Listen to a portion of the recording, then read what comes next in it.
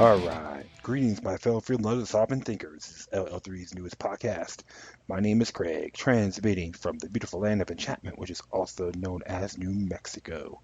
And today's date is Friday, October 7th, 2016. Yes, I've been keeping tabs on what's been happening, and it looks like in more than 300 people now are dead in Haiti due to Hurricane Matthew. Plus, the hurricane was like flooding areas of St. Augustine and Daytona Beach via storm surge. Plus, I was informed one of the people lost their home due to that in St. Augustine, and just everyone up there. Hopefully, you get a full recovery. It's going to be changing a lot of people's lives, but you need to hunker down and work together, especially through the aftermath. Yeah, it's a real gross time for this, but that's what Mother Nature does. All right, well, I'm gonna be addressing other topics here, and this actually came from Bloomberg.com. It's a big battle going on down in Key West. This is here. Florida's feud over Zika-Fighting Mosquitoes heats up. It is by Robert Keller. Coker came out yesterday. It says here, Azatex mosquitoes have been deployed in Brazil, Panama, and Malaysia, but Key's residents are thwarting attempts to try them in the U.S.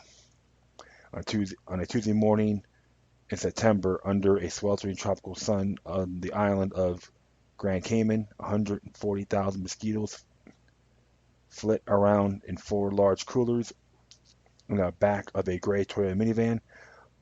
Behind the wheel is Ronald Lacroix, Lacroix, a PhD in biology and medical entomology who works for the British biotechnology company Acetec. A colleague, Isabella Evangelo, hope I pronounced that person correctly, crouches behind him in a tight space next to the coolers. The minivan is idling on the side of a dirt road in West Bay, a quiet neighborhood where iguanas and roosters dart in and out of the yards of small homes painted in Caribbean pastels. This time has come for mosquitoes to fulfill the purpose for which they are genetically engineered, a kamikaze mission to eliminate their own species. That's pretty insane, I would say, right? And as the minivan's air conditioning struggles against the humidity, the two Isotech scientists prepare for a release, a process that, given the doctor of Island Moreau, level hysteria that sometimes greets Isotech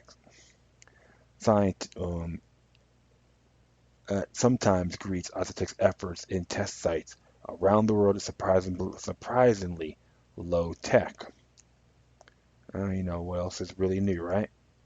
Absolutely.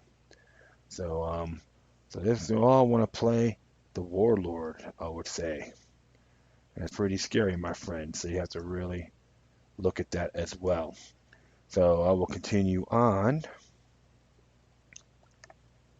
First, Evangelo pulls out a piece of light sheet metal that's been shaped into a foot-wide tube. She sticks one end of the tube through a circular hole cut out of the van's rear window, then fastens another in place with Velcro a few inches from the mouth of a small Dyson fan. Next, she takes her seat in the back next to the fan, opens one of the coolers, and pulls out one of the 30 plastic containers in which mosquitoes are waiting.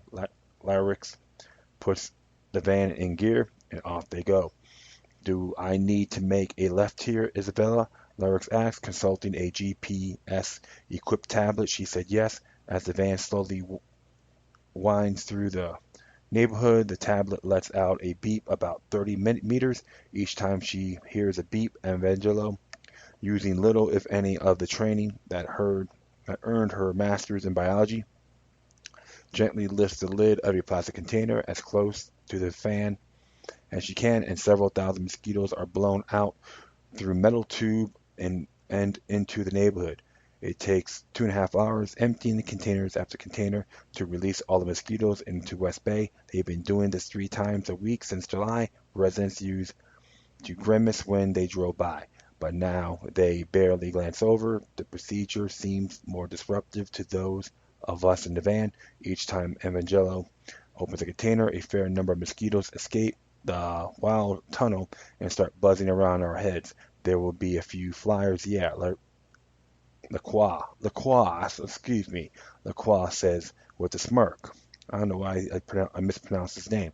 A few isn't quite right. Before long, we're overturned. Being this in this van is like being in a Cheech and Chong movie, only with a few mosquitoes instead of smoke. Aren't we going to get eaten alive? I ask, try not to sound too concerned.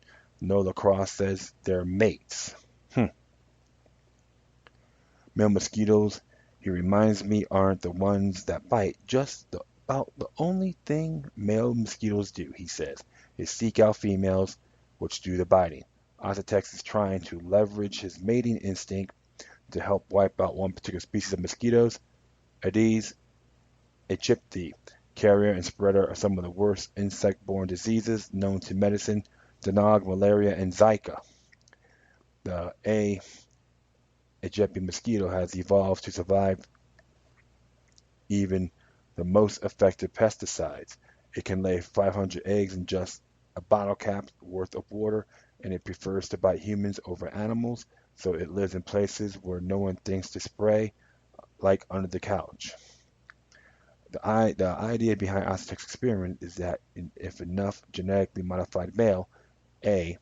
aegypti mosquitoes are released into the wild, they'll track down large numbers of females in those hard-to-find places and mate with them. The eggs that result from any union with Oxitec mosquitoes will carry a fatal genetic trait engineered into the father, a kill switch, geneticists call it. The next generation of A. aegypti mosquitoes will never survive past the larval stage, never fly, never bite, never spread disease. No mosquitoes, no Zika. Oxitec is far from the first company or research team that tried to sterilize an entire insect population. Scientists have been going after A. aegypti in this way since the 1970s, usually by irradiating them. The problem with the radiation is that makes its mosquitoes too weak to get out of breed. The great innovation of the Aztec method is that it cleverly achieves the same result as sterilization while leaving mosquitoes able to do what mosquitoes do.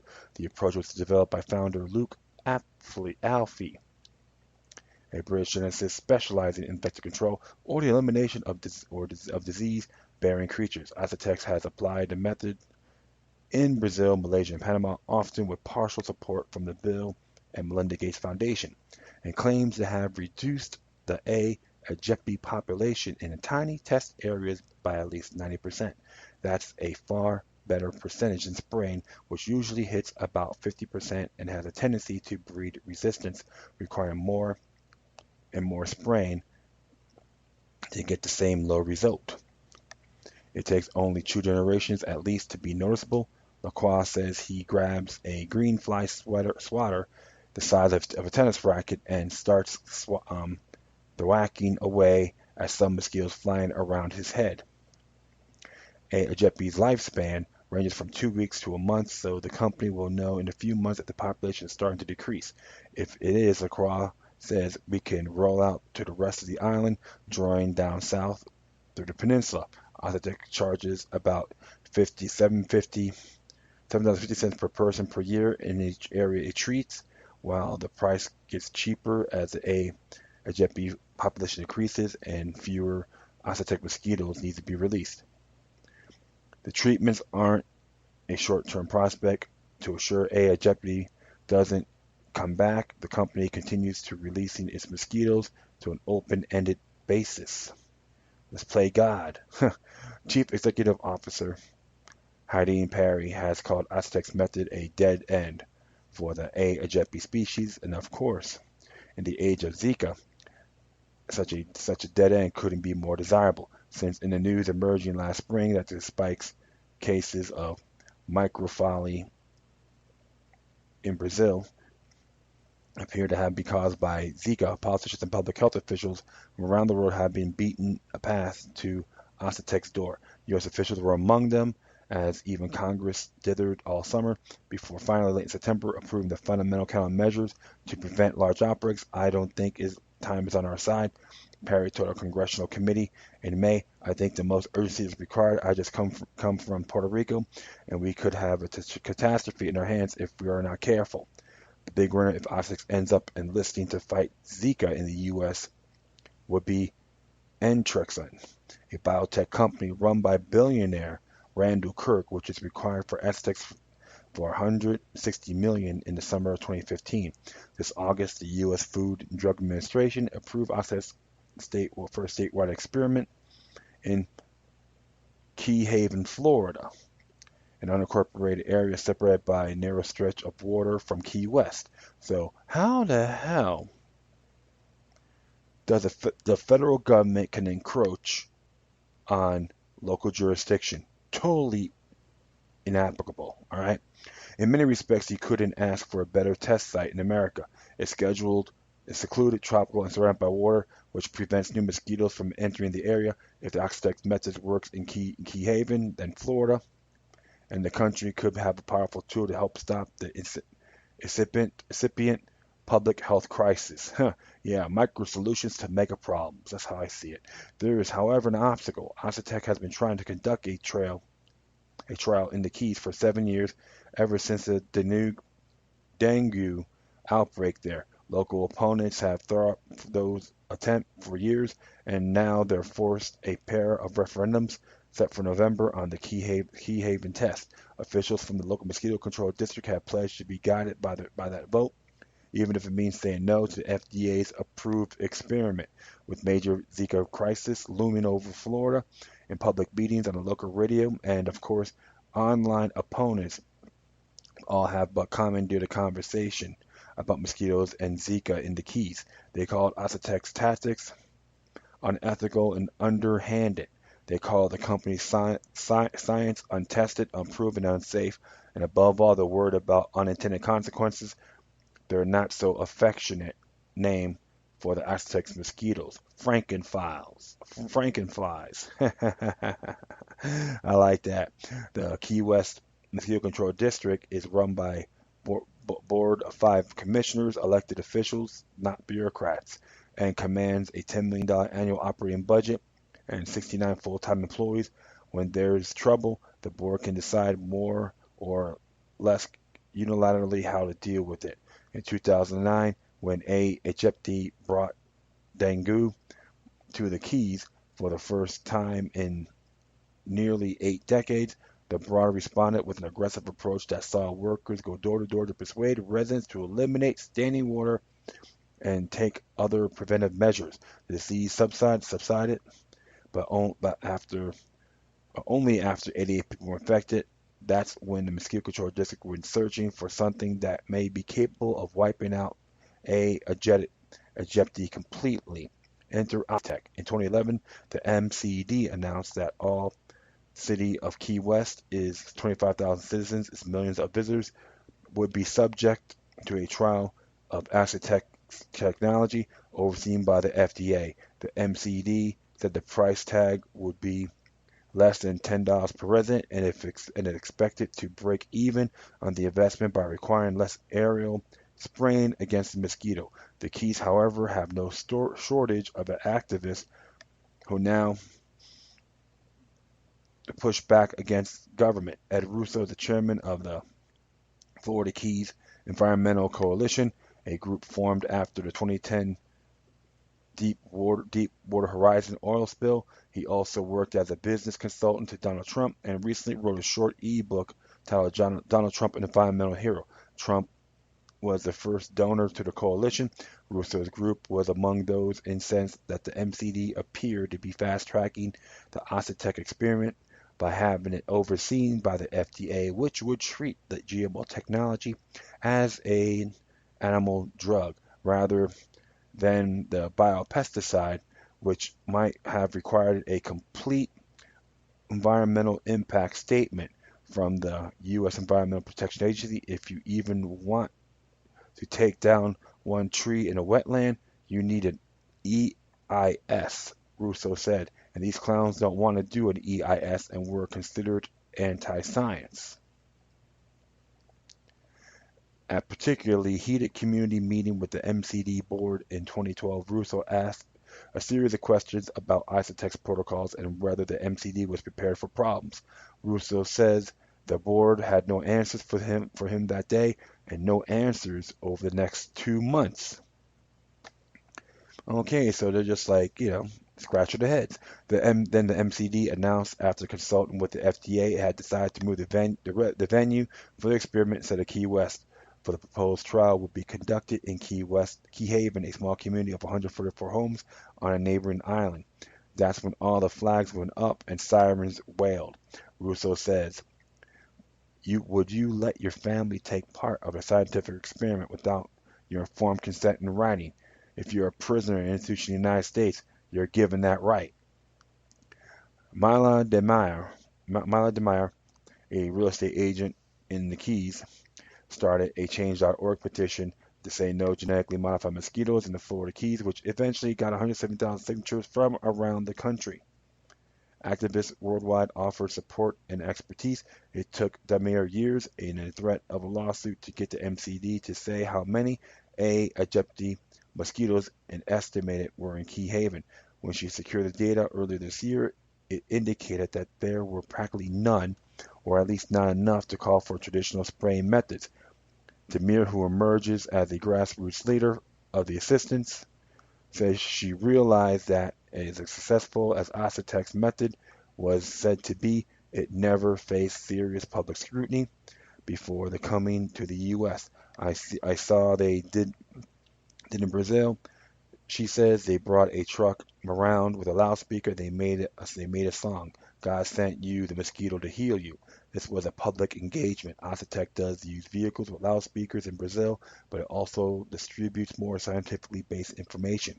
As Isotech prepared its full proposal to the FDA, the company released more details, and others started asking questions. Megan Hull, a longtime resident, wondered why, if Isotech's methods was all about male GMO mosquitoes, that the company's data says it let loose some females in the test, about 1 per 1,000 males. Do those females mate and breed and bite? Had anyone studied the long-term effects of that? Wouldn't some Keys residents almost certainly be bitten by the GMO mosquito? Even the males, some said, might create antibiotic resistance in the community because all the mosquitoes Aztec grows in its lab are doused during the larval stage with tetracycline to bypass their kill switches and allow them to grow to adulthood. The tetracycline's going to cause resistance, says John Norris, a local physician. They are nothing about the fact that they are breeding resistant germs of no purpose. He's gotten more than a dozen local doctors to sign a letter objecting to the plan. David Bethune, a computer programmer and artist, wondered why Aztecs seem so sanguine about long-term effects. We don't understand how the science works, but we do understand that when you put a genetically modified organism into the wild, sorry about that, folks, there are going to be other consequences than just reducing the population, he says. Chief among them, what might take a Egypti's place in the ecosystem? Something stronger, just to say, we all gotta work it out, and it's really unnecessary. Arrogant, Bethune says, we're the little guinea pigs on the island that they thought of us as Margaritaville, thought as we would be out having a cocktail and just not care. The Zika crisis emerged late last year, and the debate went off the rails. In January, Reddit thread posted in a forum known for floating conspiracies raised the possibility that it was the isotech testing in Brazil that has caused the birth defects public health officials were attributing to Zika. The anonymous author posted that some of the isotech's GMO offspring do, in fact, survive and pass on their genes, blending with Zika to create a megavirus that brought about microcephaly. The entire notion has been disproved, chiefly because the concentration of birth defects in Brazil is located 400 miles from Aztec's test site, and the Aegypti mosquito travels only a few hundred yards in its lifetime, but that hasn't kept some opponents in the Keys to revisit the question even now. If these chemicals you're spraying that are causing microcephaly, microcephaly, one environmental activist, Doug Hattendorf, said in September at a meeting in Key West where town commissioners were deliberating over a proposed resolution supporting the Key Haven project. There is no proof of Zika causing microcephaly, except what Oxitec says he added. There's a video on here, and I'll take the Zika virus explained in 2 minutes, which I think is half-assed in my observation. I have nothing against spraying whatsoever, says Judy Martinez, another neighbor at the same meeting, but I'm against monkeying around with Mother Nature. They're going to kill us off. They're going to kill us off. That's what's going to happen. The resolution was ultimately voted down. The Florida Keys Environmental Coalition takes no official position on the Oxford Zika conspiracy theory, but Barry Bray, the group's executive director, is willing to keep the conversation going. We're witnessing the result of the microcephaly. I always get tongue-tied there. Question gradually evolve, he says. Ray is also happy to give oxygen to another roundly denied conspiracy theory that the local government was won by Oxitec is less than overboard way. That's some more nefarious things that have occurred and are occurring right now, and I'm not at liberty to talk about those right at the moment, he says. Then he smiles. I would say, if you don't consider all the spectrum of things, you've experienced it over life. Then you're not thinking broadly enough. Derek Nemo, Ocitec's head of the public health research, remains slightly baffled by the descendants' claims. I've done town hall meetings, done board meetings, gone door to door, he says. The exchanges are mostly cordial, but strained. I've kind of turned into rather by accident a communication person for Isotex in the Keys. It is not a natural fit for him. I am a scientist at heart. It's my background, a PhD. My postdoc was about mo- molecular biology in insects. I've had to learn to try and not dumb that down. That's the wrong word to try to communicate that a simple way that people can understand. He moves through the criticisms as quickly as he can. Even some females are released, he says. They will have the same kill switch gene the males have, and their offspring will die in the larval stage. If females do end up biting anyone, it will have the same impact as an ordinary mosquito bite. All lab-bred mosquitoes are screened for disease before being released. The amount of tetracycline used on the mosquitoes is extremely low, he says. Trivial next to what you find in, say, a typical pig farm. As for long-term impacts, GMO mosquitoes never effectively reproduce, which means the entire system is closed. Within 6 to 8 weeks, there is no evidence of Oxitec mosquitoes in the wild at all, he says.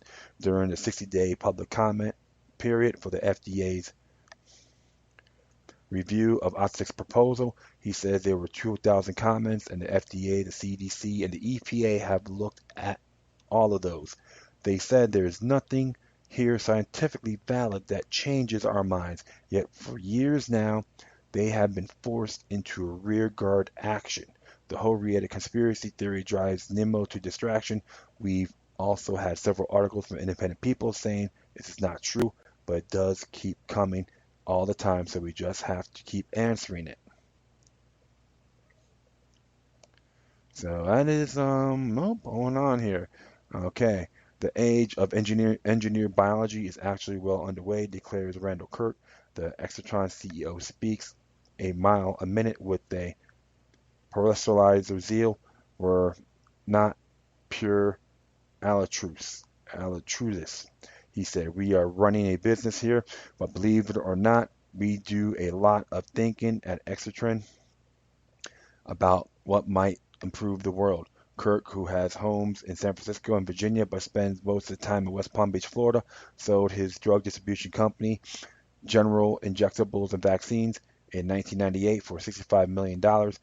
He then started New River Pharmaceuticals, which was acquired by Shire for $2.6 billion in 2007 and filed with a clinical data, a genetic testing company acquired by Forest Laboratories for $1.2 billion in 2011. Around 2004, he invested $300 million in Intrexon, which a molecule geneticist named Thomas Reed found in 1998 as a human genome was being sequenced to assemble a library of standardized DNA components, hard rock parts as Kirk calls them, that could be used to make designer genes. Kirk took the company in public in 2013 before acquiring Oxtic last summer. Extrazon brought Aqua Bounty Technologies, which genetically modifies salmon to make them grow faster, and Akangan Specialty Fruits would make apples that don't turn brown. Look at this. It's like, good grief, Frankenfoods, you know? No X company has successfully brought a product to market yet, and Intrexon's gene designing system, a technology known as ultravector, has never been submitted to any peer-reviewed journal. One vocal critic of Intrexon, the Street's Adam Feuerstein, has compared the company to the Theranos in its lack of transparency and has called Kirk a wheel dealer. An industry analyst published in May by Spotlight Research characterized Kirk's holdings as an intricate web of micro-cap, zero-revenue, free cash flow of negative companies that seem to exist for the sole purpose of inflating Intrexon's revenue and profitability. Kirk waves off all that. Competitors and people who, whatever reason may not like us, they're free to say whatever they wish, he says. I've always focused throughout my time career on the creation of intrinsic value. In order to do that, it is not possible for us to talk publicly about everything we're doing. Instead, Kirk speaks more broadly and loftily about genetic modifications, how it existed in the ecosystem long before Oxitex came along, more likely starting with the breeding of cereal grains in Mesopotamia, which led to the creation of seed and probability of food. Almost none of these things we think as natural are actually natural, he says. Cows, pigs, chickens, horses, strawberries, corn. We've been genetically engineering things both deliberately and accidentally for thousands of years, and we've been creating millions upon millions of mutations without any ability to document what they were. As for Ajitabi, Kirk argues that particular species has prospered around the world only because we have genetically modified it for decades. The use of pesticides. This is the most anthrophilic mosquito. In other words, it loves us. We've genetically evolved it to love us. The Oxtec method, Kirk says, is an elegant way of undoing that work. Kirk is on the possible end of the political spectrum for some wealthy Keys activists like Russo. He raised $785,000 over the years for Hillary Clinton's running mate, Tim Kaine. He's just tremendous intellect, Kirk says, recalling one dinner during which Kaine recited lines from Nabokov's Pale Fire, which he shares with Russo. However, there's a certain doubt about the government's ability to deal with Zika. It's a deplorable state of affairs, I think, today in Washington. Kirk says, I'm not talking about corruption, I'm talking about laziness. He mentions in a glacial efforts by politicians to form a common framework among agencies like USDA, EPA, and FDA for addressing Zika. That said, Kirk thinks Congress' delay in addressing the $1.9 billion Zika bill put forth by the White House may accidentally have served the public well. When the president proposed his spending, they didn't talk about disease vector control at all. He says, now even the president knows that the disease vector control is very, very important. To which the Russo answers, anything that helps Aztecs test humans without their consent is part of the problem. I didn't know there was any connection between Aztec and the Democratic Party, he says, but this will never show this but this never should have gotten this far. Government is failing at all levels. Well, right on that. Swelling controversy in the Keys was enough to force two separate referendums on November 8th, one for Key Haven residents and all for Monroe County, which contains the Keys and portion of the Everglades. The results won't be binding, but 3 of 5 mosquito control district commissioners have promised to honor the will of the people. If the Keys scuttle the project, it may go against broader public opinion. A national survey released in February by Purdue University found that 78% of those who surveyed supported using GMO mosquitoes to fight Zika. Last month, a bipartisan group of 61 Florida state legislatures issued a statement asking the FDA to use emergency powers to give them Aztec right now. What's happening now is you have various mosquito districts saying, why can't we use this technology, says Perry, Aztec CEO. If the vote goes against Aztec, we would move the trial somewhere else, he muses. But obviously, it would be more preferable and more convenient to do it what we plan to do. Even if Aztecs is chased away, the idea of undermining a HGP at a genetic level will persist. More sophisticated gene editing techniques such as CRISPR-Cas9 have been developed and new businesses will emerge to take advantage of them. The scientific community is largely unperturbed by the idea of removing a Aegypti mosquito from the face of the earth. The disappearance of a few species, while pity does not bring the whole ecosystem crashing down, evolutionary biologist Olivia Judson has written, our current methods of mosquito control are crude and kill more than just mosquitoes. The extinction gene at least has the benefit being precise and clean. In Grand Cayman, the government is moving forward. In a few years, a Aegypti might be eliminated from an entire island. The first time such a thing that has happened, maybe that will lead to something unexpected, or maybe it won't. In the Keys, some would rather take their chances with Zika than risk the unknown. We are settling a standard for the rest of the world. Don Meyer said, today is the mosquito, tomorrow God only knows what's going to happen. And you know what? I've been talking about the Zika thing in some of my past episodes, and it is a complete turnoff, all right? They're trying to play Mother Nature, and it's going to backfire, man. It's part of that debacle, and that's why I've been telling folks for a good long time, you have to really look at the bigger picture, because there's no guarantees, all right? And this one here may be a lot worse. That's why I say micro solutions to mega problems. I do condemn this. There's lots of ways of fighting the mosquito. There's so many natural remedies out there you can use. So why you only have a genetically modified mosquito to decrease that? Mosquitoes have benefits as well for the ecosystem. Look what happened to the bees. Without bees, there'd be no food. Who's going to help? Who's going to save us? Bear? Or Pioneer? Come on. The poison's of death anyway. So the folks down there, I'll give you the thumbs up. Fight this and beat this thing to the damn pulp. That includes Key Haven and the rest of Broward County. And everyone in the state of Florida should be aware of this as well. Because you don't mess with Mother Nature. Plain and simple. I'll be right back a little bit, so stick around. Okay, cool. So got a couple more here, so I'll just make it like a little bit short. That's a nice long article. But next one here came from naturalsociety.com. It's entitled "The Number of Babies Born Addicted to Opioids is Growing Alarmingly." This is by Anna Scallon, right? Yeah. Scallon came out, posted yesterday. It says here, a new study from the University of Kentucky has confirmed that the rate of babies born addicted to opioids has risen at an utterly alarming rate.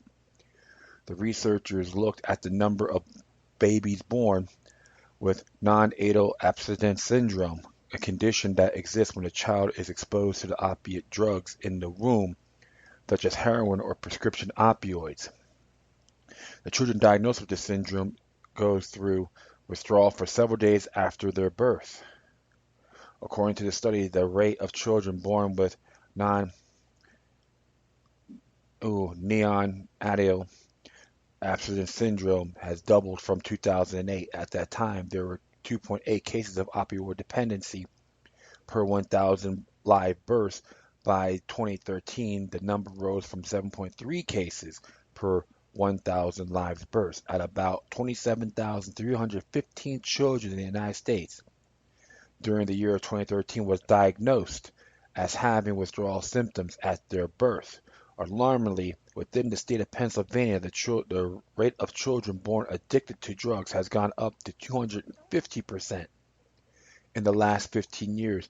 According to the state statistics, 20 out of every 1,000 live children are born addicted to drugs of some sort, which is more than double the national rate of dependency. Statistics in Pennsylvania says 82% of the time children are born dependent on an opioid taken by the mother while she was pregnant.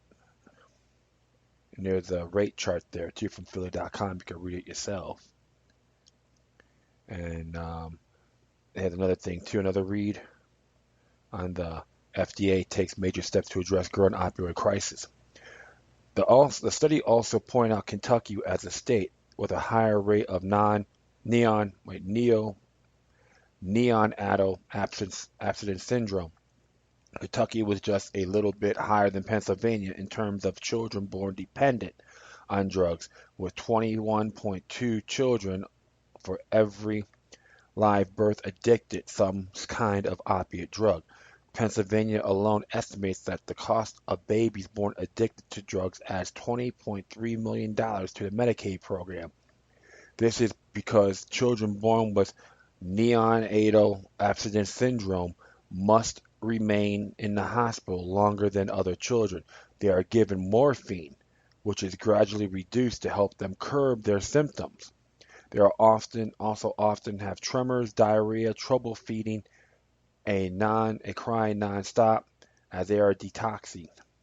Some researchers have stated that babies born to drug-addicted mothers are a national burden on the healthcare system, and thus more efforts need to be made to stop women from abusing drugs during their pregnancy. My, oh my. This really infuriates me big time, my friends. You know, mothers, fathers don't matter. But I remember I seen one woman in the neighborhood. She had a coke issue, and the baby had like a real big head and didn't look right because she was doing cocaine. People gotta learn to take responsibilities for their actions. When your woman's pregnant, you have obligations to make sure that baby is well taken care of during their pregnancy. And of course, the men, fathers, husbands, boyfriends, don't matter. Gotta be a team player and do the same. When I hear crap like this, I like to just terminate them like zombies. And I say that lightly. It's unacceptable because what you're doing is hurting Mother Nature. Made great gifts in this world for everyone, including the human race. If you're going to do this, don't screw around or get sterilized. Plain and simple. It's condemning. Because you're playing with nature's children, rolling the dice. And that's completely unacceptable, irrefutable. Enough said. I'm not going to go on a tangent rant on this, okay?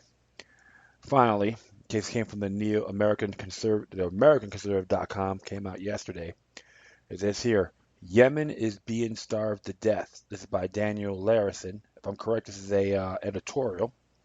And a lot of people, you don't hear a lot of stuff on Yemen on the mainstream news, except for Yemen are the bad guys, right? A CNN report on Yemen include incisive quote from Peter Salisbury. Basically, policymakers in the West see the world as a giant game of risk, and they see more value to maintain the relationship with Saudi Arabia than getting rid of the bad PR over Yemen. Since the war on Yemen is mostly ignored, the US and Britain don't have to worry about getting too much bad PR.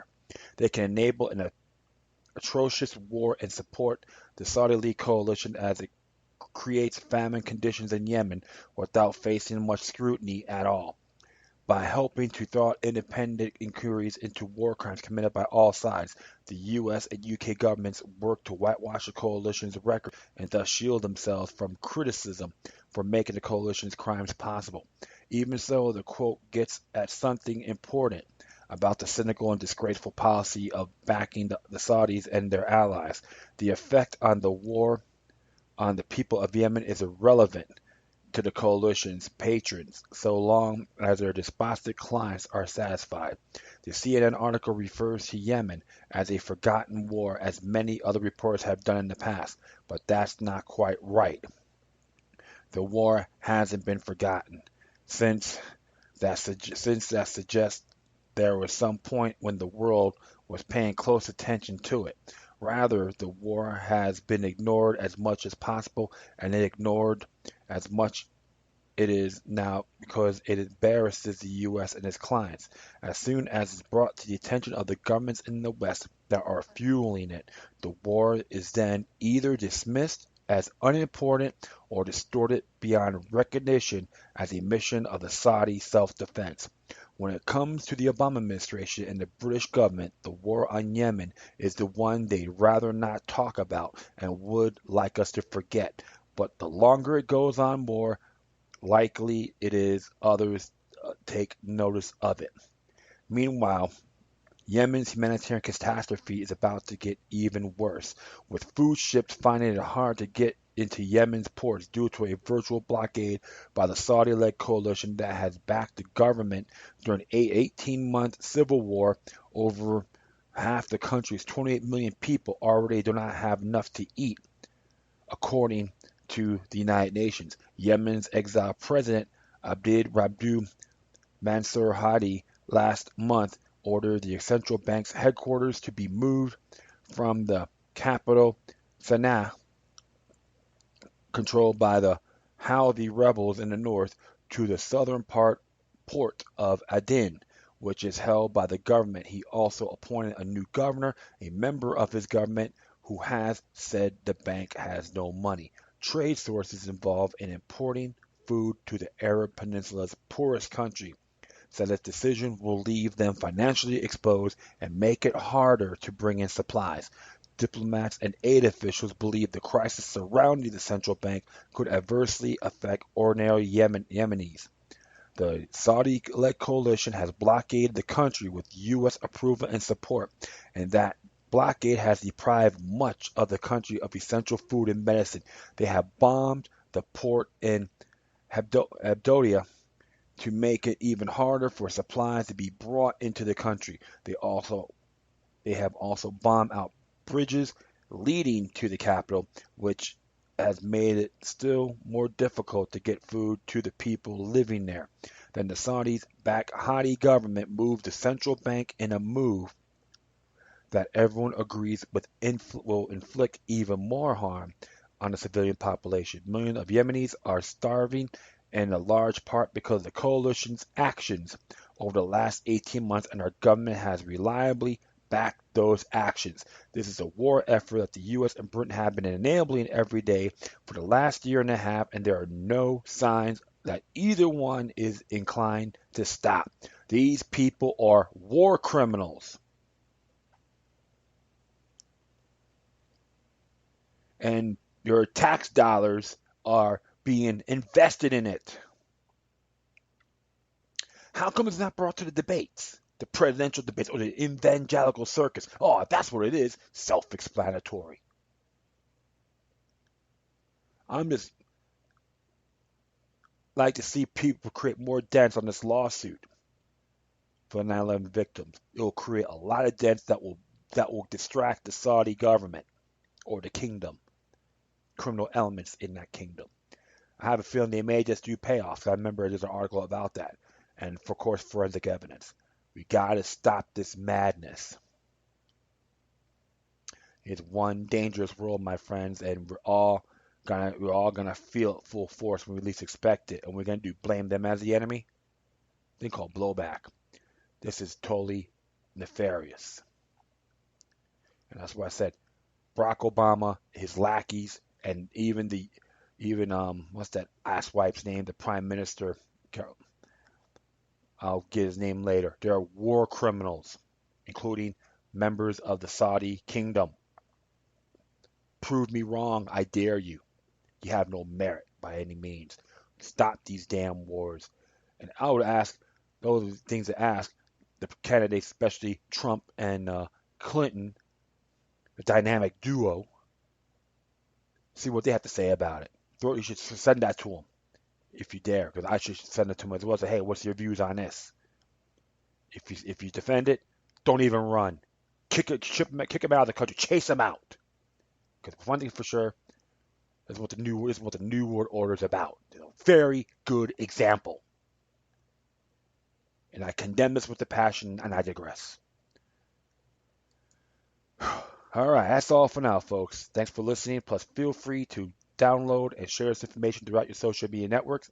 That includes my rest of my episodes are in my archives in my Spreaker page. Questions, comments, or have anything recommend?